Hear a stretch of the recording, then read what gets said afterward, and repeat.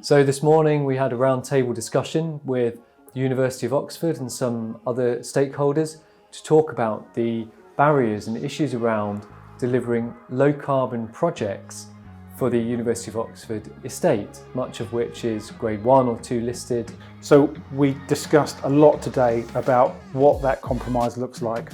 Actually, when you look at some of these buildings that we're working on, some of them are 600 plus years old. What would the people who designed and built and developed these buildings want?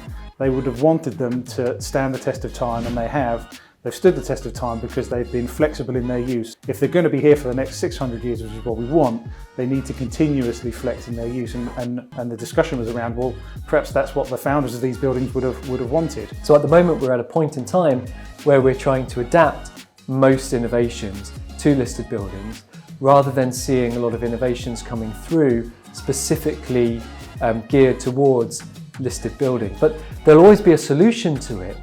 It's about what's important for the project and defining that value early on. If it's always capital expenditure, then these new innovations might fall by the wayside. The innovation is not necessarily going to be new products, new pieces of equipment we put into our buildings, but really how we think about their operation and how we create the data that proves the business case in order to do these projects really well.